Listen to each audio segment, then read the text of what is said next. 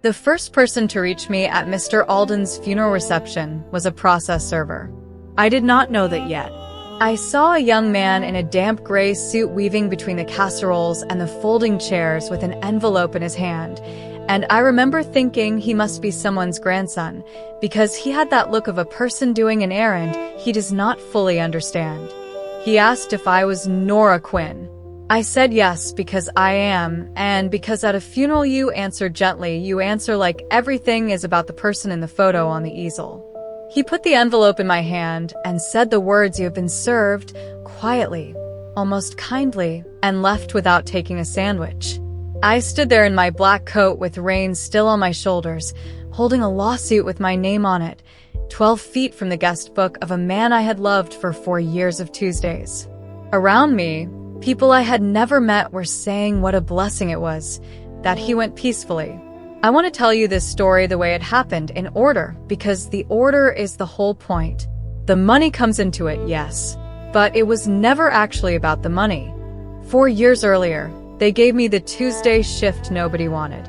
I have been a hospice nurse for 16 years, and I can tell you that every facility has one, the patient the rotation quietly avoids, and at Fernhill that was Mr. Alden. Edward Alden, 84 years old, sharp as a paper cut, mean as one too, if you believed the shift notes. The first time I walked into his room, he did not look away from the window, where the rain was doing its slow work on the glass, and he said, "You can skip the voice." I asked him which voice. "The one for the dying," he said. "The warm oatmeal voice. I have money, not dementia." So I sat down, and I did my checks without narrating them like a children's program, and when I finished I said, "The rain is supposed to stop by 4, Mr. Alden," and he looked at me for the first time. Just looked. People will tell you that trust is built in years. Sometimes it is built in one sentence, the first one that does not want anything from the person hearing it. I did not want anything from him. I would like the record to show that, because within 4 years, half a county would be paid to say otherwise. Here is what 4 years of Tuesdays looks like. It looks like a chessboard that lived on his windowsill, which he claimed he kept only to find out if anyone in that building had a brain, and which we played every week after my rounds, and he won almost always and gloated always.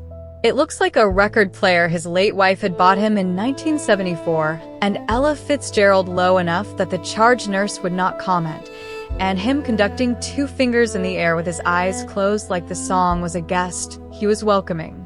He taught me openings. The Ruy Lopez. The English. He told me about his wife, who died the year before I met him, and about his company, which he had sold, and about his children, who called on the first of the month, and whose calls, I noticed, were always about the portfolio, the property, the paperwork of him, and never about the man. I never once heard him say he was lonely. He would only say on the bad days, with his eyes on the board, "Your move, Nora. Take your time." I think that was the closest he ever came. People keep asking me when I decided to get close to a rich man. Nobody asks when he decided a nurse was the only person who ever showed up for free. The last Tuesday, he did not want the board. That was how I knew. Bodies have 100 ways of telling you the schedule before the doctors do, but with the sharp ones it is always the games that go first, the appetite for winning. He wanted the window and the music, and, for the first time in 4 years, my hand. He held it with both of his, which were thin as kite frames by then, and he was quiet for a long time, and then he said, "You know what I figured out in this room?" I said, "Tell me." He said, "I spent 80 years being worth something. You are the only person who ever came through that door for me, and not for what I am worth." He said, "That is not a compliment, Nora. That is an audit." He died on the Friday 3 days later, in the early morning, with a night nurse named Priya adjusting his blanket, and by the time I came in for my shift the room was already stripped, the way rooms are, because the bed was needed, because beds are always needed. I sat in my car in the parking lot for 40 minutes. I want you to remember, whatever you hear about me in the rest of the story, that I grieved him before I knew about the money. I still grieve him now that the money is gone.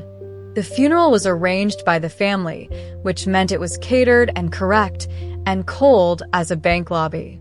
I sat in the back because staff learns its place at these things without being told. His daughter Joan gave the eulogy. She is a polished woman, silver blonde, the kind of composure that gets mistaken for coldness, and I will be fair to her now because fairness is coming for all of us in this story. Her eulogy was fine. It was the eulogy of a daughter who had the facts of her father and none of the songs. She said he was formidable. She said he never accepted less than excellence. She did not say the Rui Lopez or Ella or two fingers conducting the air. At the reception, there was a single framed photo of him on an easel beside a white candle, a photo from maybe 30 years ago, a boardroom photo, and I stood in front of it for a while, and the flame moved, and the rain kept on against the windows, and I said goodbye to a version of him the room around me had never met. That was the moment the process server chose. I have wondered since whether it was chosen for me on purpose. By the end of this story, you will not think that question is paranoid. The will was read 11 days before the funeral reception where I was served, which matters, so hold on to it. I was asked to come to a law office downtown, and I assumed it was about my statement for the estate, some formality of the paperwork of dying, because there is so much paperwork, nobody warns you. Instead, a probate attorney with kind manners and a terrible tie read me a paragraph in which Edward Alden left $1.9 million to Nora Quinn, and I laughed. I want to be honest about that. I laughed, one short wrong sound, because it was impossible, and then I cried in a way that embarrassed both of us, because it was not impossible, it was him, it was exactly him, the old man auditing the world one last time, and paying out the only line item that had surprised him. The attorney slid a sealed envelope across the desk. He said, "He left you this as well." My name was on it in handwriting I knew from 4 years of score sheets. I did not open it there. I drove home with it on the passenger seat like it was a living thing, and that night I read it 4 times, and the last line of it I did not understand at all. Not then. The letter said, "Nora, if you are reading this, the board is finally closed, and I find I mind that less than I expected to. You will want to refuse the money. I know you. Refusing it would make this about your virtue, and it is not about your virtue, it is about my ledger. For 4 years you walked into a room everyone else invoiced, and you brought a human being with you every time. No one else did that. Not one. My children will be angry, and their anger will be worth every penny, which is, I suppose, one final investment on my part. Spend it on a small good life. Fix the porch you complain about. Sit down more." He signed it, your opponent, E.A. And then, underneath the signature, in ink a shade darker, as if added on a different day, he had written one more line. It said, "One thing, Nora, when the vultures circle, and they will, be careful who helps you." I read that line 4 times that first night. I thought it was about lawyers, or about his children, or about money managers. It was not. It was about a man I had not met yet, who was, at that exact moment, 11 days before the funeral, already sitting in a living room across town, being helpful. So, the lawsuit. It has a number and a caption and 41 pages, but what it says in the language underneath the language is this. The family of Edward Alden alleges that his nurse isolated a dying man, manipulated his affections, turned him against his loving children, and procured a bequest through undue influence. Procured. I looked the word up in the way you look up words you already know, hoping they have a second, softer meaning. They wanted the bequest voided.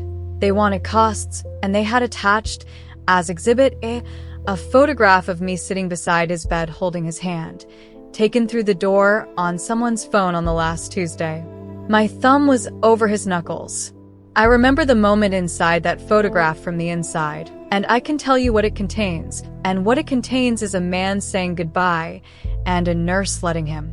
That is the terrible physics of a picture. It proves whatever the caption needs. Standing in my kitchen that night, I said out loud, "To no one, it is fine, the truth is simple. This will be fast." I was 30 years old the last time I was that naive about anything, and I had to reach all the way back down to find it. The money frightened me less than the second envelope, which came from the State Board of Nursing. A complaint had been filed, anonymous, alleging boundary violations with a vulnerable patient. And I need to explain something to people who have never held a license, because my whole life sits inside that laminated card. The money never felt like mine. Not for 1 hour. But the license is 16 years of night shifts and continuing education credits and other people's worst days held carefully in my 2 hands. A lawsuit takes your savings. A board action takes your name. That week our town's community page found the story, The Way Water Finds a Crack, and I got to watch 400 people who had never met me discover that they had always known there was something off about that nurse. Someone posted the photo from Exhibit A. Someone else posted my house. My mother called me crying, not asking if it was true exactly, but asking it anyway, in the spaces between other sentences, the way family does. I sat in the dark with my laptop glowing like a wound, and I read every comment. Do not do that, by the way, if this ever happens to you. But you will. Everyone does. Into all of this, like a lighthouse, came Marcus Reeve. I need to build him for you properly because everything that happens later depends on you understanding how good he was. Marcus was the bereavement liaison attached to Fernhill, a grief counselor who worked with the families of our patients, and everyone, and I mean everyone, loved Marcus. Soft cardigan, rimless glasses, a beard going silver in the friendly places, a voice like a hand on your shoulder. He had sat with widows at 3 a.m. He remembered the names of grandchildren. When the lawsuit hit the news, he showed up at my door with a lasagna and an apology, as if the world's behavior were somehow his to apologize for, and he sat at my kitchen table and said, "Nora, I have walked families through estate fights before. I know this swamp. You should not have to learn it alone. And I want to be honest with you about what that felt like, because the shame of it is part of the story. It felt like rescue."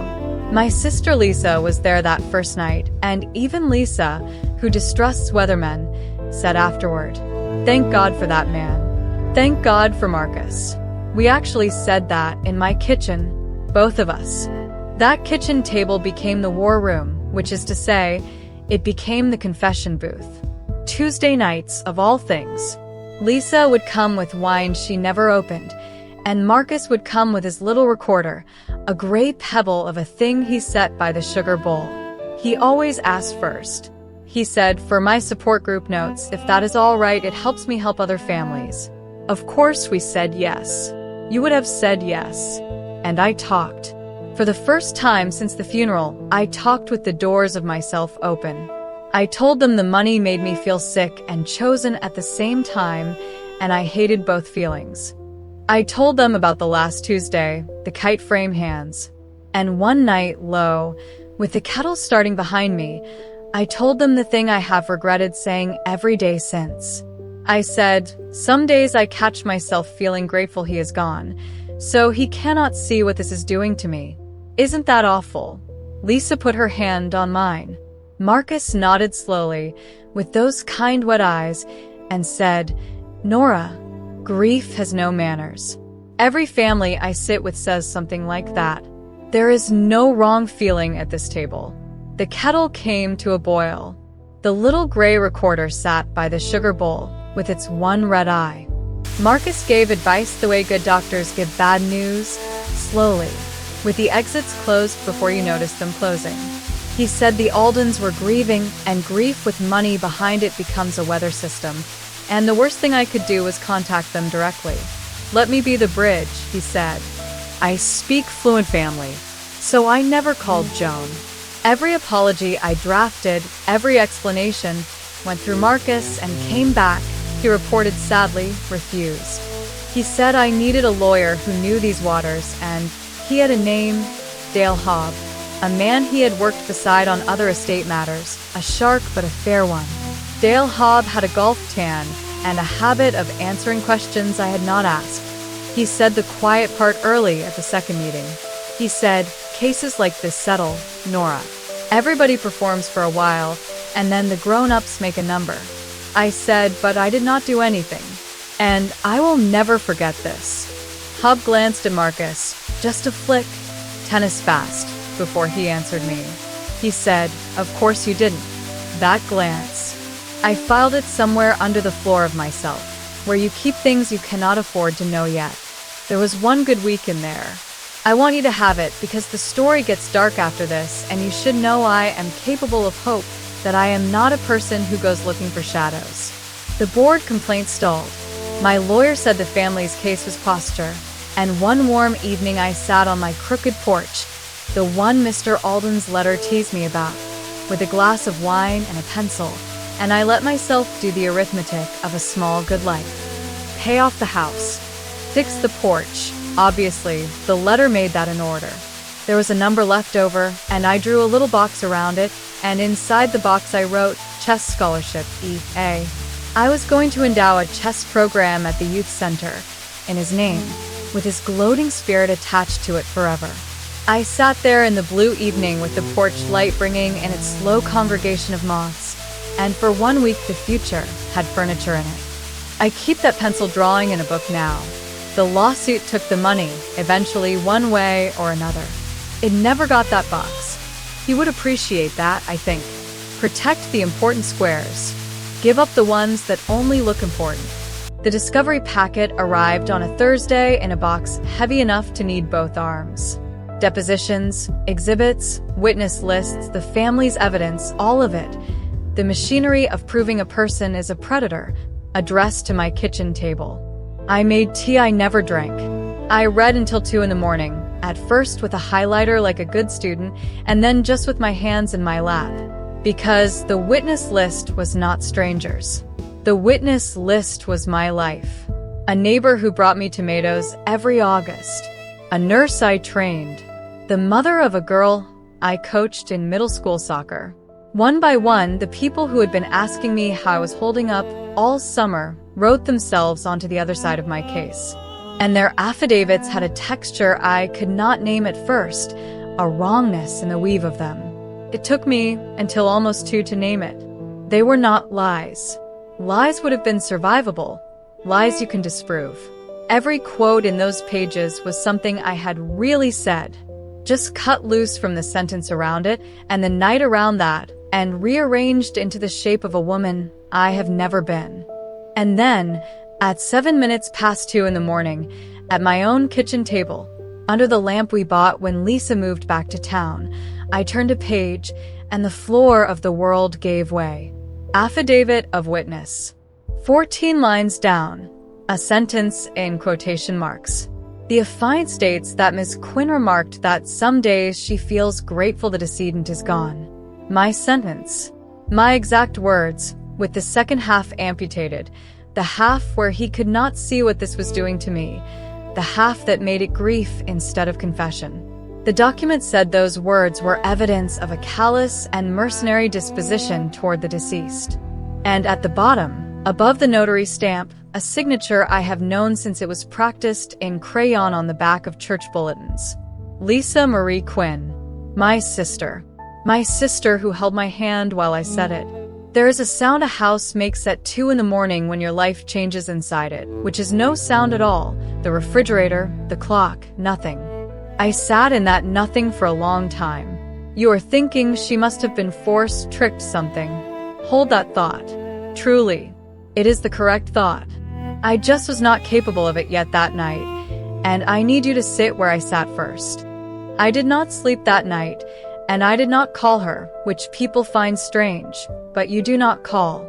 Calling is for problems that live outside you. Instead, at 3 in the morning, I did the thing my hands knew how to do from 16 years of charting. I documented. I cleared the kitchen wall by the pantry, and I wrote every affidavit onto an index card, who said it, what they quoted, and then from my journals and my calendar, and the receipts of my own memory, when I had really said it and to whom. Card by card, a pattern walked out of the fog, and stood there looking at me. The neighbor's affidavit quoted a thing I said at my own table. The nurse I trained quoted a thing I said at my own table. 7 affidavits, 7 quotes, and every single one of them, every one, was born on a Tuesday night, in my kitchen at the war room table, with the wine Lisa never opened, and the kettle going, and the whole confessional heart of me wide open. Nobody who signed those papers had been in that room, which meant my words had legs. My words had a courier. I stood back from the wall, and the wall looked back at me, and the kettle sat there on the cold stove like a witness. Lisa opened her door already crying, which told me she had been waiting for this knock for weeks, sleeping badly beside the knowledge the way you sleep beside a phone you know is going to ring. It was raining again, the same patient rain as that first Tuesday at Fernhill, and we stood in her doorway, and I asked her one question. Not how could you? That question is theater. I asked her who showed you. And it all came out of her sideways, in pieces, the way real confessions actually come. They had shown her things. Recordings, Nora, she kept saying, they played me recordings. You said his family were vultures who deserved nothing. You said you knew where the money was going before he died. And I am standing in the rain doing surgery on my own memory because I did say a sentence with vultures in it. I said it about the collections calls, and the money sentence was about the hospice fundraiser, and cut loose from their rivers those words could be piped anywhere, into any story about any nurse. I said, Lisa. Who was they? Who played you the tapes? And my sister looked at me with her face coming apart and said, you have to understand, he was trying to protect you from yourself. Marcus set up the meeting. Marcus played them. I want to describe the specific vertigo of that drive home, because the betrayal was not even the worst part. The worst part was the retroactive rewriting of my own life. Every kindness of that summer flipped over and showed its underside. The lasagna at the door, the little recorder asking permission by the sugar bowl, let me be the bridge, the glance in a lawyer's office, tennis fast. My grief had been farmed.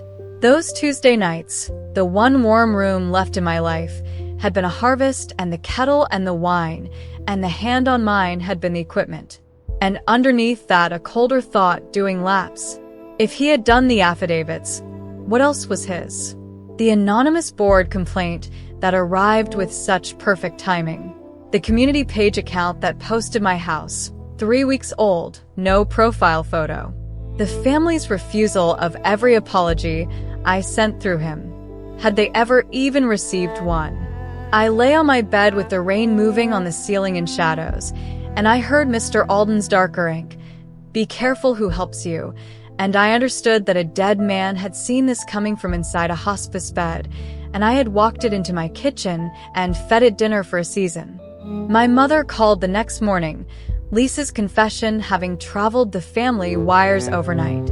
And my mother, who I love, who raised 2 girls alone on a cafeteria salary, said the sentence that broke something in me more quietly than any affidavit. Honey, just settle it. It is only money. You will get some of it, they will get their piece, Lisa can stop crying, and we can be a family at Thanksgiving. I stood at my kitchen window with the phone against my ear, looking at the war room table, and I understood the architecture of what had been built around me. It was a machine for making surrender feel like kindness.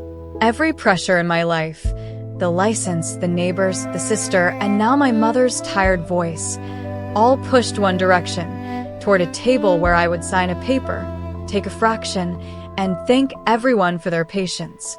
Peace was on sale, and my family was already at the register. I told my mother I loved her and would think about it. Then I stood in my quiet kitchen, and for the first time that whole poison summer, I stopped feeling like a patient and started feeling like a nurse.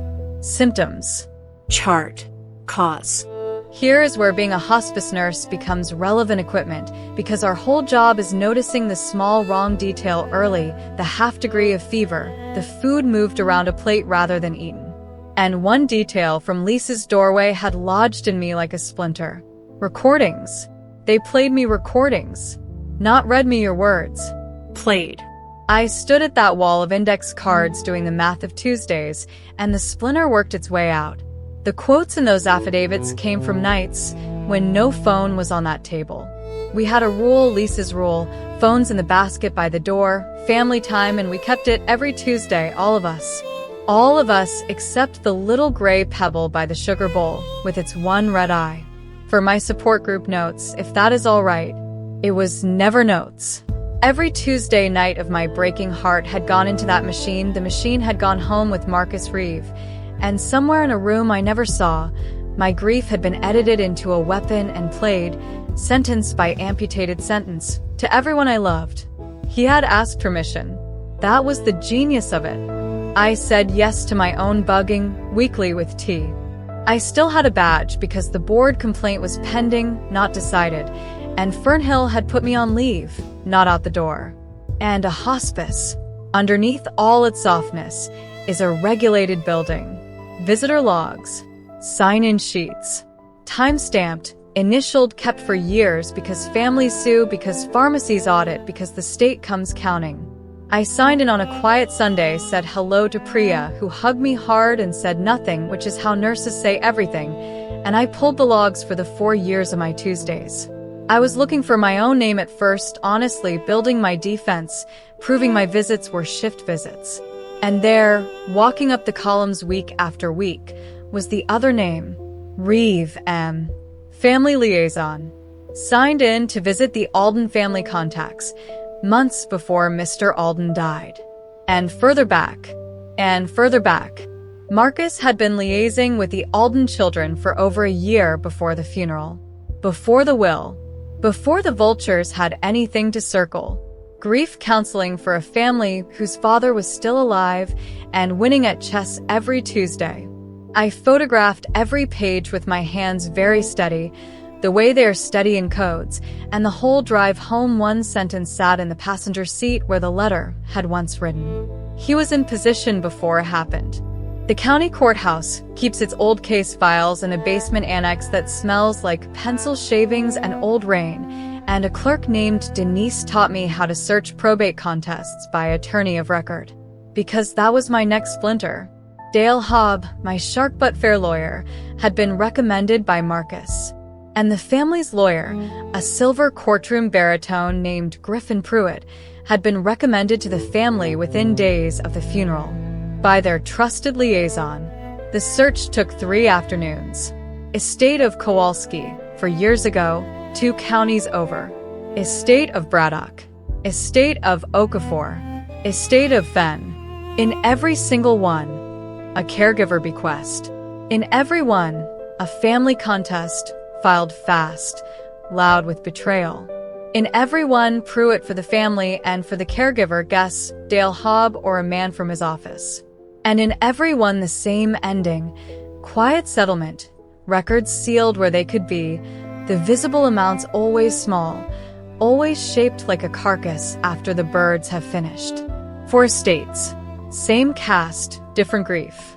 I sat in that basement with dust drifting through the light like snow that never lands, and I stopped being afraid in the useful way, the way where fear turns into inventory. The caregiver in the Kowalski case was named Renata Silva. It took me a week to find her because people who have been through what she went through do not stay findable. She was waitressing mornings at a diner 2 towns over, 58, on her feet 8 hours a day. She knew what I was the moment I said my name, not who. What? She looked at me the way you look at a photograph of yourself from a bad year, then sat down across from me in the corner booth, rain starting on the window, coffee for both of us, and said, "Let me guess. He came with food. He had a little recorder. He knew a lawyer." I could not speak. Home health aide, 22 years. Mrs. Kowalski left her the house. The family sued. The witnesses came out of her own church, her own words rearranged, and her lawyer, Hobbs' partner, walked her by the hand into a settlement that was gone before the fees finished with it. License complaint, never proven, never quite withdrawn. She said, "I signed everything they put in front of me because I was tired, Nora. That is the whole product he sells. Tired." Then she stirred her coffee and said the sentence I had driven 2 towns to hear. I kept everything. Everything turned out to be a banker's box in the back of Renata's closet, and we opened it that Sunday at her kitchen table. This box is the hinge the whole story turns on. Invoices. Reeve Family Transition Consulting, LLC. Billed to the Kowalski estate month after month. Family support services, transition facilitation. And billed in the same months, in the same tidy template, to the Kowalski family personally. Both sides. He invoiced both sides of a war he was running. There were letters coaching the family on what betrayal should sound like. A witness list in his handwriting, church names, neighbor names, little notes beside each one, close to are, resents are, useful. And the settlement math on one yellow legal page, the estate's number, the family's number, the fee lines eating both from the middle, and a consulting line that fed one address. Renata watched me read and said, I could never make anyone look at it. I was a tired immigrant aide with a settled case and a sealed file. Who was I? Then she put her hand flat on the box like a Bible and said, but 2 of us is not a coincidence anymore, is it? No, I said. 2 of us is a pattern. And 4 of us, Renata, is an industry. That night, I did the thing I had been too hurt to do all summer. I sat down with my phone and my memory and reread the Alden family through the new lens, and I am telling you this scene because it is where the story turns over in your hands, the way it turned over in mine. Jones calls, always about the paperwork of him. I had heard a cold daughter. Now I heard a daughter whose every attempt at her father had been routed for over a year through a helpful liaison, the same way my apologies had been routed, which is to say, into a drawer. Marcus had the family file. What had he been telling them about their father's nurse? All those months their father was alive. What had he been telling Mr. Alden about them? I thought about the old man watching the door on the first of the month. I thought about Joan's eulogy, all facts and no songs, the eulogy of a woman managed out of her own father's last year. And my grief for him split open and doubled because he had not just died being farmed. He had died lonely on purpose. Somebody had built his loneliness, occupied it, and billed it monthly, to both sides. The Aldens were not the vultures. The Aldens were the other field. But knowing and proving live in different counties, and I had a problem the size of my whole defense. Marcus was inside it. Dale Hobb was his man. I was sure of that now, which meant every strategy one confided, every intention I formed out loud in that office, went home to the person it was aimed at.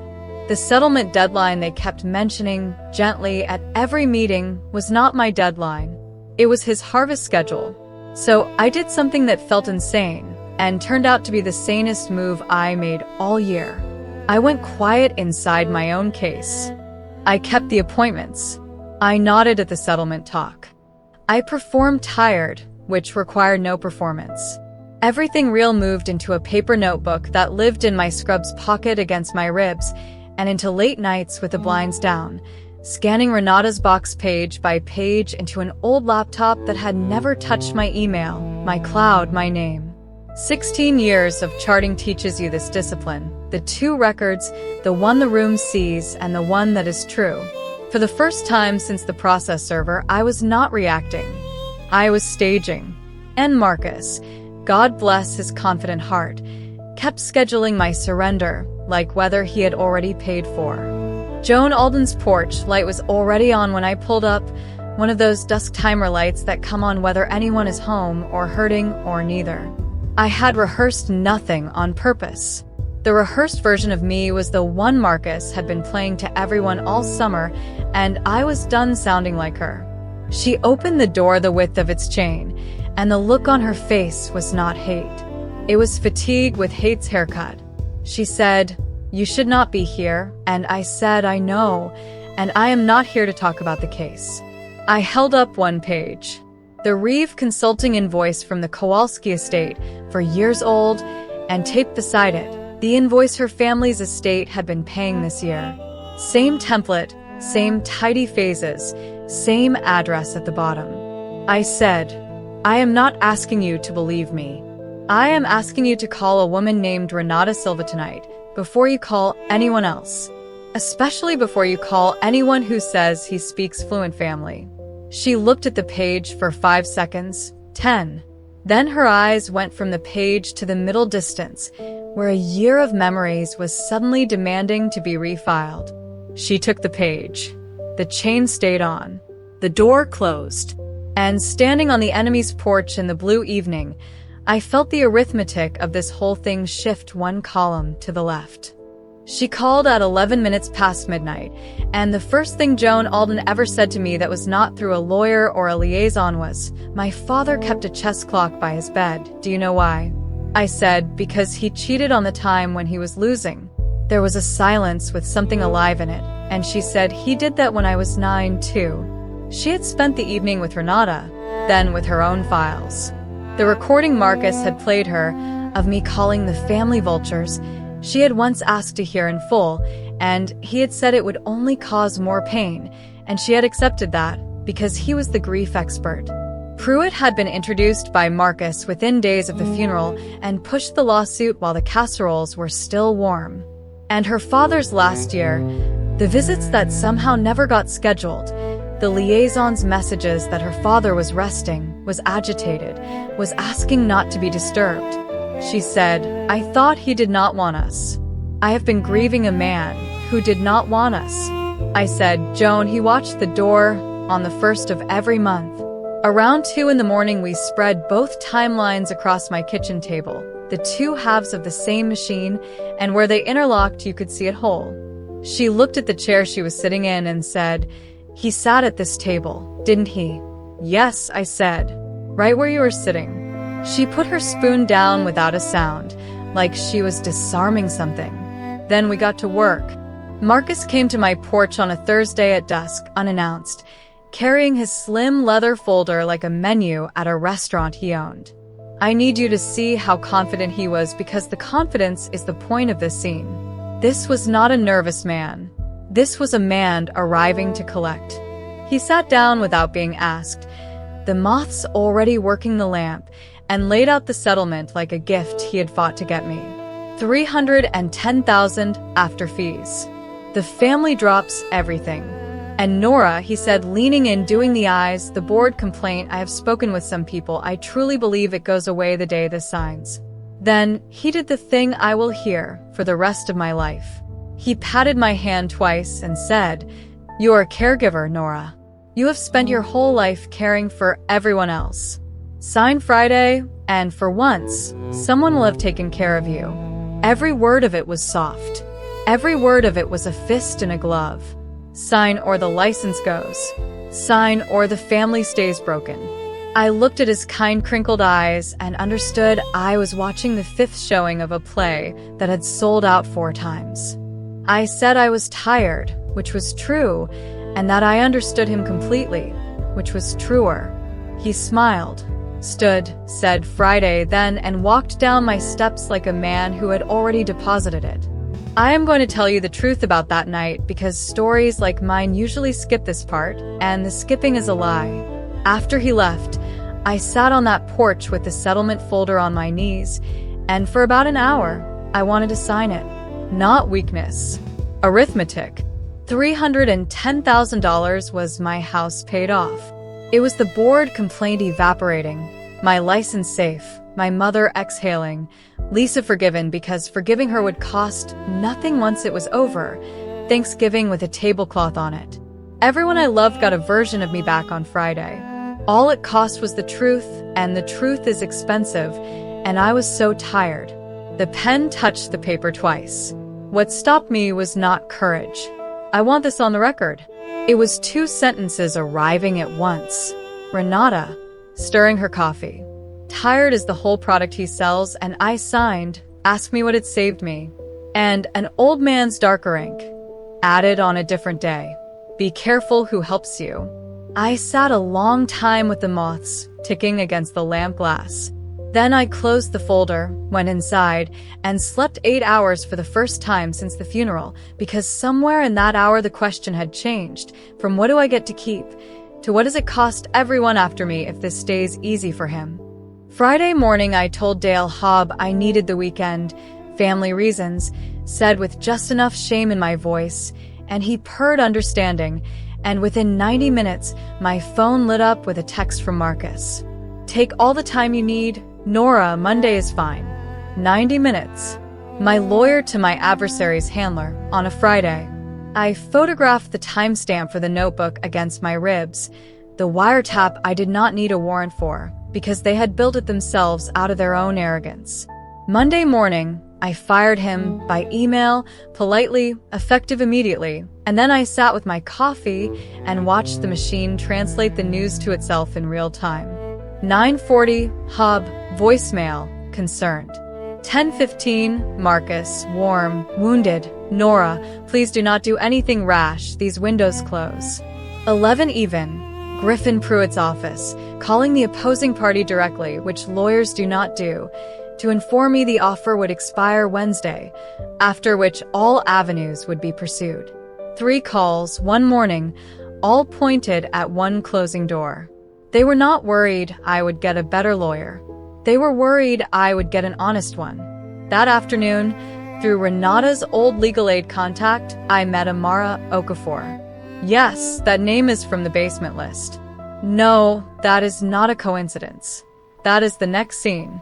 Amara Okafor was the granddaughter in the Okafor estate, the third folder from the courthouse basement, a family that had watched their grandmother's caregiver get fed to this machine 6 years ago and never been able to prove the taste in their mouths. She was also, now, an attorney at a legal aid clinic, and when Renata and I laid the pattern across her secondhand conference table for estates and mine the fifth, she went very still and said, quietly, my grandmother's aide lost her apartment. We wrote to everyone. Nobody could see it because nobody ever had more than one case. Then she looked up and said the sentence this whole story had been waiting for. You are not a defendant, Ms. Quinn. You are a witness. In all 5 files. So we built it, the 3 of us, plus Joan feeding us the family's side, the invoices, Pruitt's retainer letter dated 4 days after the funeral. The recording Marcus had refused to play in full. Renata signed an affidavit, her first voluntary paper in 6 years, hands shaking, and then laughed once, badly, and said, let him quote me now. We drafted subpoenas for the visitor logs, the consulting bank records, the original audio. And we did it quietly, because the hearing on the family's petition was already on the calendar, and the one thing the other side agreed on was that I must never let that hearing happen. Everyone had begged me to avoid it. It was the door they were hurting me away from, which is how I finally understood it was a door. Now I have to explain the strange weapon, the one nobody saw coming, including my own side for about an hour. The family's petition asks the court to void the bequest. The whole machine, the affidavits, the pressure, the deadline, exists to terrify me into settling before any judge looks at anything because Pruitt's fee is a percentage of what he claws back, and the consulting bills against the fight, and a fight needs 2 sides holding on. I said, so the money is the fuel? Amara said yes. I said, then drain the tank. I will disclaim it. All of it. A disclaimer is an ancient quiet piece of law, 1 page, by which a person refuses an inheritance entirely, irrevocably, as if she had died before the giver. Sign it and the 1.9 million goes where the will says it goes next. The petition to void a gift I no longer hold collapses into nothing, and Pruitt's percentage becomes a percentage of a fight that no longer exists. Amara was quiet, then said, you understand. Once filed it cannot be undone, and win or lose, you get nothing. I thought about the pencil box on my porch notepad, the small good life, the chess scholarship with his initials on it, and I let every piece of that furniture go, 1 item at a time, right there in her office. It was mine to give up. That is the part Marcus never priced in. He built his machine on the certainty that I would fight to keep it. Whoever is willing to lose the queen can checkmate with a pawn. An old man taught me that on Tuesdays. So I signed. And because timing is everything in chess and in karma, we did not file it. Not yet. We put it in Amara's safe, loaded. The night before the hearing, my doorbell rang at 9, and through the glass I saw my sister. Lisa. in the porch light, holding nothing, which for Lisa is its own message. She arrives with banana bread the way other people arrive with opinions. I stood in my hallway with my hand flat on the door, and I did not open it. Not punishment. I had exactly enough of myself measured out for the next morning, and my sister's remorse, which I believed, is a thing that takes hands to hold, and both of mine were full. She said she knew I could hear her. She said she had signed what she signed believing she was pulling me out of a fire, and that she would live in the shame of it either way. Then she stopped apologizing, which is when I put my forehead against the door because that is when she said the useful thing. Whatever you're doing tomorrow, do not trust the room. He has been calling Mom all week. He knows something is coming. He is not scared, Nora. He is preparing. Through the wood, I said the only thing I had room for. Come to the hearing. Sit where I can see you. A long quiet, rain starting again. Then her steps going down off the porch. I watched her taillights to the corner, checked the notebook against my ribs one more time, and went to bed unafraid, which I recognize now as its own kind of information. I dress the way I dress for the hardest shifts, plainly, deliberately, everything chosen the night before so the morning requires no decisions. Charcoal suit, the one from my father's funeral, let it earn its keep. Hair in the low buns 16 years of patience have pulled loose with their kneading hands. No jewelry except Mr. Alden's letter in the inside jacket pocket over the left side, which I know is sentimental to the point of theater, and I did it anyway. In the mirror, I looked like what I am, a working woman on her way to work. That mattered. Marcus had spent a season painting a schemer, a seductress of the dying. Let the court see a nurse. I stood 1 extra minute, breathed the way Amara taught me, in 4, hold 4, out 4, and said out loud the only line I had actually rehearsed, not for the judge, for myself. You are not here to keep anything. You are here to end something. It is a strange feeling, armoring yourself in a sacrifice. Nothing they could take was still mine. I recommend it, honestly, if you ever have to walk into a room full of confident men who believe they know your price. Walk in having already paid it. Watch their math die in their eyes. The probate courtroom in our county is on the 3rd floor, a tall old room with wood paneling the color of strong tea and light that comes in cool and even-handed, as if it has seen everything and sided with none of it. I got there early because a nurse learns to walk the unit before the shift starts. I stood in the empty room and let myself feel all of it for exactly 1 minute, by the clock on the back wall.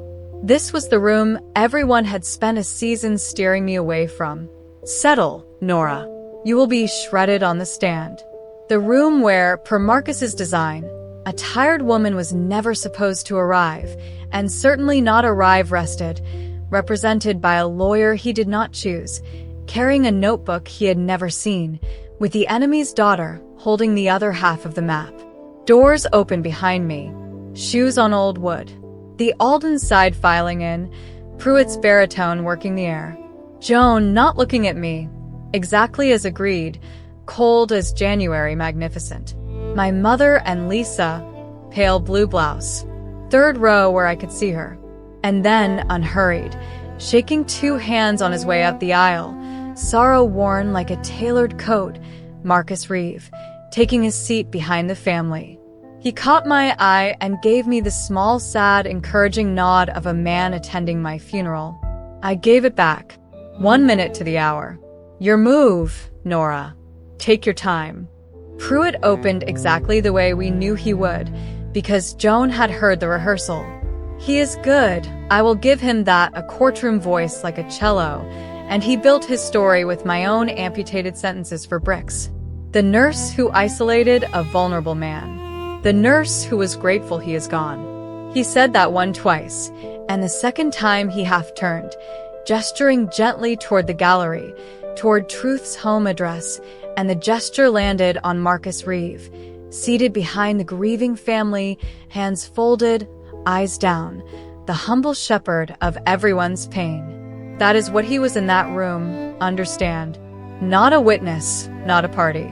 Just goodness, auditing. I watched Marcus receive the gesture with a small pained dip of the head, sorrow accepting its burden, and something in me went very quiet and very smooth, the way the ward goes when the monitors start and your hands know the order of operations without being asked. Amara leaned over and whispered, "Last chance for the easy road." And it was a joke, and I took it as one. On the table in front of her sat a thin folder. One page inside, signed, notarized, loaded. The judge asked if the respondent wished to be heard before evidence. Amara stood. "Here is where I stopped being the woman this was done to." Watch. Amara said, "Your Honor, before the court hears a petition to void a bequest, the respondent files this."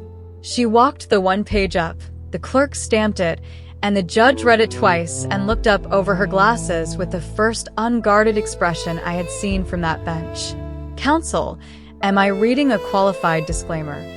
"Full and irrevocable," Amara said. "Ms. Quinn renounces the bequest in its entirety. The estate passes as if she predeceased the testator." You could hear the room recompute. A chair creaked on the family side. Pruitt rose halfway, the cello gone flat. "Your Honor, the petition," and the judge said, "Counsel, your petition asks me to void a gift your clients now receive by operation of law. What exactly remains before this court?" And into that silence, which I had been saving up all summer, I stood. I said, "Your Honor, the money was never why I came to this room, and as of this morning no one can pretend otherwise. But the court has been lied to about how this case was built, and the people who built it are in this room, and some of them are billing it. I request the court hear the evidence anyway, not for the bequest. For the record." The judge looked at me the way you look at a move you did not see coming, and then she said the 6 words the whole machine was never built to survive. "I will hear it. Sit down, counsel. What went on the record in the next 90 minutes, I will give you the way Amara built it, one clean tile at a time, because that is how you lay a floor a man cannot get back off of. The visitor logs, Reeve, M. Liaising with the Alden family 13 months before the death.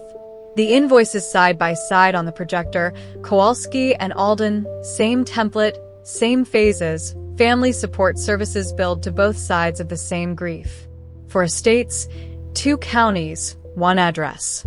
Renata's affidavit, and Renata herself in the back row, sitting up straight in the good blouse. 6 years of silence ended in 11 notarized paragraphs.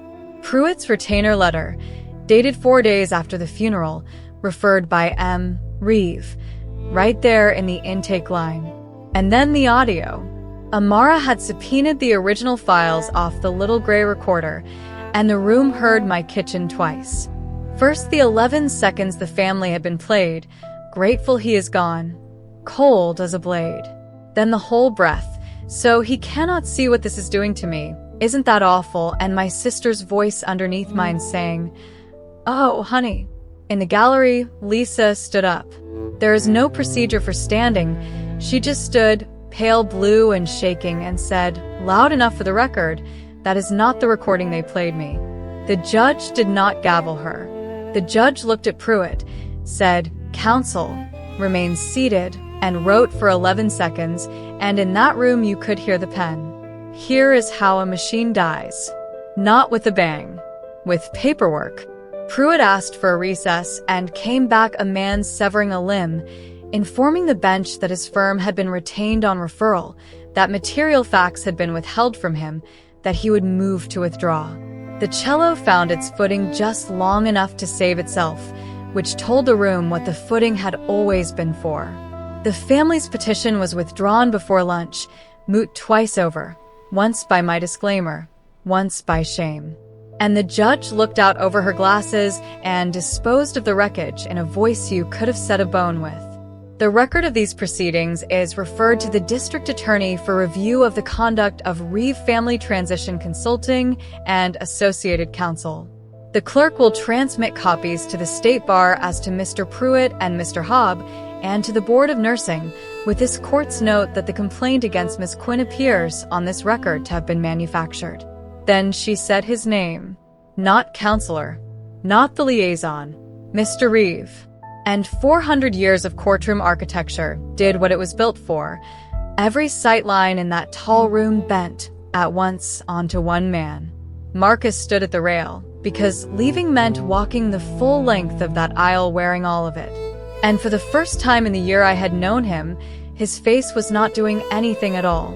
The warmth was gone the way stage light is gone when they cut the power. Nobody gasped. The clerk asked him to confirm the spelling of Reeve for the referral, R-E-E-V-E, and he did, evenly, and that spelling, of all things, was the sound of it ending. On the courthouse steps the rain had finished, the stone had that after-rain shine, and the light was doing the generous thing it does when weather leaves. Joan found me first, her guard finally lowered, and said, "The estate comes back to us now." It should not. Some of it is yours no matter what any paper, and I stopped her there because there are gifts that curdle if you take them twice. I said, "Put his name on the hospice wing at Fernhill." He would pretend to hate it, make the plaque tasteful. He despised sentiment and loved dignity. And Joan put a chessboard in the family room there.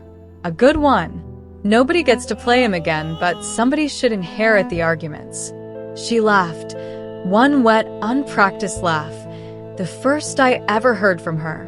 Her father's laugh, as it turns out. Renata came down the steps last, holding her purse strap with both hands, and I gave her the copy we had made, the whole record, stamped hers.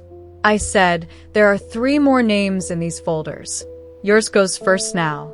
She held it against her chest, the way you hold a thing you plan to sleep next to.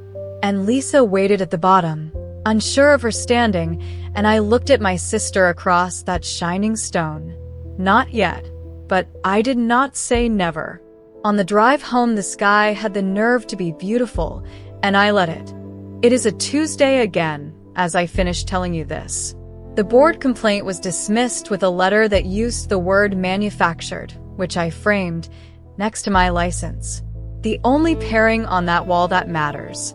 Fernhill reinstated me with an apology delivered so carefully it was almost surgical, and I took my shifts back, including the ones nobody wants. Especially those. They are mine. The DA's office sent a letter last week. The review has widened. There are 4 more counties and the phrase multiple potential victims, and somewhere in a file with his name on it, my Tuesdays are finally being listened to in full, every unamputated sentence, by people whose job is context. Marcus Reeve is learning what it feels like when a room full of strangers gets handed a story about who you are.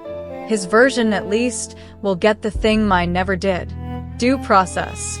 As for me, there is a new resident in the corner room at Fernhill, a retired math teacher, mean as a paper cut, magnificent. Last Tuesday, she looked at the chessboard I had set up on her windowsill, unasked, and said, "I do not play games for children." Then she beat me in 19 moves and gloated, and the record player turned, and the light came across the board the way it used to, and I thought, odd at that. Old man. Somewhere he is rearranging the pieces already. Your move, Nora. Take your time. I intend to.